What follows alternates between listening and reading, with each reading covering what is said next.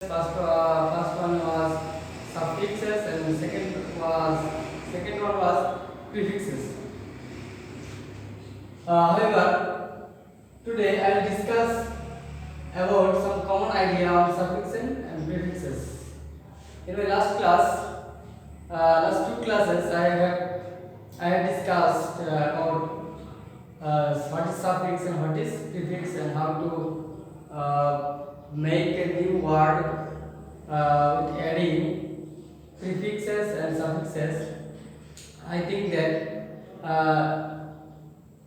you have learned many things and many conception from my previous classes.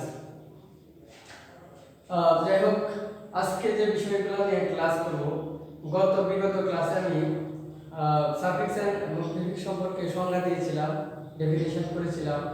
তারপরে কিভাবে নতুন শব্দ গঠন করতে হয়, কোন কোন সাফিক্স কোন কোন প্রিফিক্স কোন কোন শব্দের সাথে যুক্ত হয়ে নতুন পার্টস অফ স্পিচ গঠন করে সেই বিষয়ে আলোচনা করেছিলাম। আমাদেরকে প্রাইমারি কনসেপশন দিয়েছিলাম।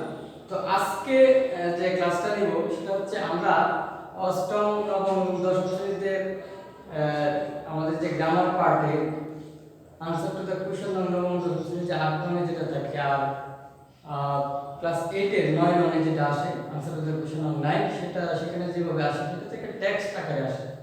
অর্থাৎ একটা টেক্সটের মধ্যে 10টা গ্যাপ দেওয়া থাকে, ব্র্যাকেটের ভিতর কিছু শব্দ দেওয়া থাকে, সেই শব্দগুলা একটা রুট ওয়ার্ড দেওয়া থাকে এবং ওই টেক্সটের অর্থ অনুসারে সেন্টেন্সের সিকোয়েন্স অনুসারে এবং সাবজেক্ট ভার্ব এগ্রিমেন্ট তারপরে টেন্স এবং কিছু কিছু রুলস যেগুলা ফলো করে সেন্টেন্সটাকে পরিপূর্ণ একটা মিনিংফুল সেন্টেন্স তৈরি করার জন্য ওইখানে কিছু সাফিক্স এবং প্রিফিক্স যোগ করে ওই ব্র্যাকেটের ভিতরে যে শব্দটা থাকে সেটাকে চেঞ্জ করতে হয়, চেঞ্জ করে একটা কমপ্লিট মিনিংফুল টেক্সট আমাদের উপহার দিতে হয়।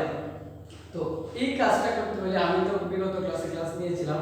তো আজকে যেটা করব সেটা হচ্ছে যে কিভাবে অতি অল্প সময়ে within short time we can complete suffix and prefix text. সেই ধারণাটা আজকে দেব যে কিভাবে একটা সেন্টেন্সের মধ্যে যে গ্যাপটা দেওয়া থাকে, যে ওয়ার্ড ব্র্যাকেটের ভিতরে যে ওয়ার্ডটা দেওয়া থাকে সেটাকে কেন বা কি কারণে পরিবর্তন হবে, কি কারণে সাফিক্স যোগ হবে, কি কারণে প্রিফিক্স যোগ হবে, এই ধরনের কিছু idea according to my discussion, according to my analysis I have written on the whiteboard only for your easy understanding. However, আমি এখানে কয়েকটা আইডিয়া লিখেছি যে কিভাবে একটা সেন্টেন্সে শব্দ পরিবর্তন, নতুন শব্দ গঠন করে মিনিংফুল সেন্টেন্স করার জন্য কিভাবে কোন কোন বিষয়গুলোর উপর একটু নজর দিতে হবে, একটু লক্ষ্য করতে হবে। সেটা হচ্ছে প্রদত্ত এক নাম্বার যেটা আমি লিখছি, প্রদত্ত টেক্সটটি পড়ে তার মূল এবং অর্থ প্রকাশের ধরন শনাক্ত করতে হবে। আগেটা করতে হবে। একটা সেন্টেন্স একটা টেক্সটের মধ্যে যে সেন্টেন্সগুলো দেওয়া থাকে এখানে কিছু নেগেটিভ অর্থ প্রকাশ করে, কিছু পজিটিভ অর্থ প্রকাশ করে, আবার কারো ভালো দিক প্রকাশ করে, কারো মন্দ দিক প্রকাশ করে, কোন বিষয়ের ভালো দিক কোন বিষয়ের মন্দ দিক, এই বিষয়গুলো আগে বুঝতে হবে। দ্বিতীয় কাজটা যেটা করতে হবে, প্রদত্ত টেক্সটের সেন্টেন্সগুলো টেন্স, সাবজেক্ট এবং এর পার্সন অনুযায়ী উপযুক্ত পার্টস অফ স্পিচ ব্যবহার বসাতে হবে বা ব্যবহার করতে হবে। আমি এই কথাটা এটা একটু বিশ্লেষণ করতে গিয়ে বলি, যদি আমরা প্রদত্ত টেক্সটের মধ্যে একটা শূন্যস্থানের মধ্যে প্রথম যে সেন্টেন্সের যে সাবজেক্টটা থাকবে সেই সাবজেক্টটারই যদি ব্র্যাকেটের ভিতরে ভরে দেওয়া হয় বা সেটা যে ওয়ার্ডটা হবে সেটা না হয়ে অন্য একটা ওয়ার্ড, ধরো একটা ভার্ব দেওয়া হলো, এডুকেট দেওয়া হলো, তো এডুকেট দেওয়া দ্বারা সরাসরি সেন্টেন্সের সাবজেক্ট হচ্ছে না। তো ওই সেন্টেন্সটাতে এডুকেট শব্দটাকে আমাকে নাউন বানাইতে হবে, তারপর সেটা সাবজেক্ট হবে, সেই ক্ষেত্রে চেঞ্জ করতে হবে ওই ইয়াটাকে। তখন ওই সেন্টেন্সের সাবজেক্ট কি হবে, সেই যে শব্দটা দেওয়া থাকবে ব্র্যাকেটে সেটাকে সাবজেক্টে পরিবর্তন করতে হবে, অর্থাৎ নাউনে পরিবর্তন করলে সেটাকে আমরা সাবজেক্টে পরিবর্তন করতে পারবো। এবং যখন আমরা নাউনে পরিবর্তন করব তার আগে দেখব যে পরবর্তী যে ভার্বটা দেওয়া আছে সেই ভার্বটা কোনো রকম পরিবর্তন আছে কিনা বা সেই ভার্বটার মধ্যে কোনো পার্সন অনুযায়ী পার্সন সাবজেক্টের এগ্রিমেন্ট অনুযায়ী যে কাজটা করা থাকে, যেমন প্লুরাল বা প্লুরাল সাবজেক্ট গ্রহণ করে, সিঙ্গুলার বা সিঙ্গুলার সাবজেক্ট গ্রহণ করে, এরকম একটা ব্যাপার আছে কিনা সেটাকে একটু লক্ষ্য করতে হবে। দ্বিতীয় কাজটা হচ্ছে রাইট ফর্ম অফ ভার্বের রুলস গুলো এক্ষেত্রে প্রযোজ্য। অর্থাৎ রাইট ফর্ম অফ ভার্বের যে আমরা রুলস গুলো পড়ি এগুলো ক্ষেত্রে ব্যবহার করতে হবে। অনেক সময় ক্ষেত্রে রাইট ফর্ম অফ ভার্বের যে ব্যবহারগুলো থাকে সেগুলো এখানে অবশ্যই আমাদেরকে অ্যাপ্লাই করতে হবে। যেমন ধরেন আমরা জানি সকল মডেল ভার্বের পর ভার্ব প্লাস বা মডেল ভার্বের সাথে বি যুক্ত হয়, বি যুক্ত হয় প্লাস পার্টিসিপল ফর্ম হয়। তারপরে মডেল ভার্ব থাকলে এরপরে ভার্বের যদি শুধু মডেল ভার্ব থাকে ভার্বের প্রেজেন্ট ফর্ম বসাইতে হবে। এরকম ভার্বের যত ব্যবহার যেখানে ব্র্যাকেটের শব্দটা যদি নাউন দেওয়া থাকে বা অ্যাডজেক্টিভ দেওয়া থাকে, অ্যাডভার্ব দেওয়া থাকে, তাহলে সেই শব্দটাকে যদি সেখানে ভার্ব হিসেবে ব্যবহার করতে হয় তাহলে অবশ্যই আমাকে সেখানে ভার্ব ওই শব্দটাকে ব্র্যাকেটের যে শব্দটা সেটাকে ভার্বে পরিবর্তন করতে হবে। এই জন্য আমি এটা লিখছি রাইট ফর্ম অফ ভার্ব এর রুলস গুলো এক্ষেত্রে প্রযোজ্য। 4 নাম্বারটা যেটা লিখছি মডিফাইং, মানে মডিফাইং বিষয়টা সেটা মনে রাখতে হবে। অ্যাডজেক্টিভ সমূহ সব সময় নাউন এবং প্রনাউনকে মডিফাই করে। অ্যাডজেক্টিভ সমূহ নাউন এবং প্রনাউনকে মডিফাই করে সব সময়। মডিফাইং মানে হচ্ছে এক্ষেত্রে মডিফাই বিষয়টা আমাদেরকে বুঝতে হবে, সেটা মডিফাইং জিনিসটা কি, কারো সম্পর্কে স্পেশালি একটু বলা বা তার খারাপ দিক ভালো দিক কোনো ব্যক্তি, অর্থাৎ নাউন এবং প্রনাউন, নাম সর্বনাম, নাউন এবং প্রনাউন সম্পর্কে ভালো কিছু মানে বেশ কিছু তথ্য প্রদান করা। যেমন আমি একটা উদাহরণ দিই, করিম ইজ এ বয়, করিম একটি বালক। যদি আমি বলি করিম ইজ অ্যান ইন্টেলিজেন্ট বয়, করিম মেধাবী বালক, তখন এই যে ইন্টেলিজেন্ট কথাটা সেটা আনলাম, সেই ইন্টেলিজেন্টের পরে কিন্তু বয় বালক, কি ধরনের বালক, বয় শব্দটা নাম, কমন নাম।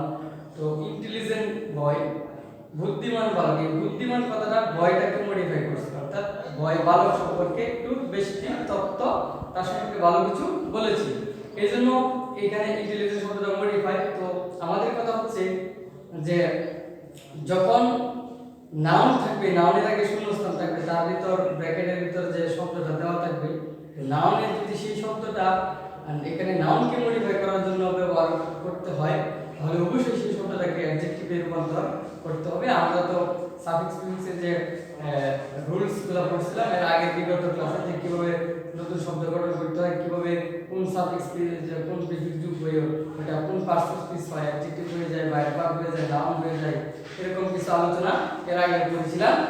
তারপরে আরেকটা কথা হচ্ছে অ্যাডভার্ব সমূহ সব সময় ভার্বকে মডিফাই করে, অর্থাৎ কিভাবে করে, কর্তা যখন কোনো কাজ কিভাবে করবে, অর্থাৎ ভার্বটা কাজটা কিভাবে হলো সেই অর্থে যখন যে শব্দটা আসে সেটাকে আমরা অ্যাডভার্ব বলে থাকি। তো অ্যাডভার্ব সময় অ্যালয়লি যুক্ত থাকে, তাছাড়া আরো কিছু ব্যতিক্রম অ্যাডভার্ব আছে, মেইনলি, তারপরে মাদারলি, ফাদারলি, এরকম অ্যালয়লি যুক্ত শব্দ আছে যেগুলো আসলে অ্যাডভার্ব নয়, এগুলো অ্যাডজেক্টিভ হিসেবে কাজ করে, কারণ এগুলো সহজাত মানুষের সহজাত প্রকাশ করে। আরেকটা বিষয় হচ্ছে অ্যাডভার্ব সময় সবসময় ভার্বকে মডিফাই করে, অ্যাডজেক্টিভকে মডিফাই করে এবং অন্যান্য অ্যাডভার্বকে মডিফাই করে। এরপরে লিখছি সকল পসেসিভ কেস, আমরা কারক জানি, nominative case, objective case, positive case. তো পসেসিভ কেসগুলো যেমন হি, হার, দেয়ার, তারপরে আওয়ার, এটসেট্রা, সকল পসেসিভ কেসের পর, সকল ধরনের পসেসিভ কেসের পর সব সময় নাউন হবে, সব সময় নাউন। যে শব্দটা ব্র্যাকেটের ভিতর দেওয়া থাকবে সেটাকে পরিবর্তন করার সময় ওই শব্দটাকে নাউনে পরিবর্তন করতে হবে। অর্থাৎ আমরা ব্র্যাকেটের ভিতরে আরেকটা কথা, এখানে যদি ব্র্যাকেটের পরে নাউন দেওয়া থাকে আবার পসেসিভের পরে শূন্যস্থান, সেক্ষেত্রে কি করণীয়? তো পরে যেহেতু নাউন দেওয়া থাকে তাহলে পসেসিভটা নাউনকেই উল্লেখ করছে, কিন্তু নাউনের আগে তখন আমাদের অ্যাডজেক্টিভ বসাতে হবে, সেক্ষেত্রে ভিন্ন কথা। কিন্তু আমরা জানি সব সময় এটা মনে রাখতে হবে পসেসিভের পর নাউন শব্দটা আসবেই।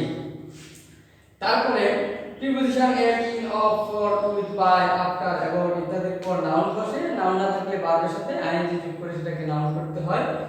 তারপরে আর্টিকেলের পর অ্যাডজেক্টিভ বসে, নাউন, তারপরে নাউন বসে, কোন কোন ক্ষেত্রে আর্টিকেলের পর নাউন বসে, কারণ আর্টিকেল নিজেই অ্যাডজেক্টিভের কাজ করে। অনেক জায়গায় আর্টিকেলের পরে নাউন বসে, সেক্ষেত্রে আর্টিকেলের ডিটারমিনার, আর ডিটারমিনারটা ওটাকে আমরা অ্যাডজেক্টিভও বলে থাকি।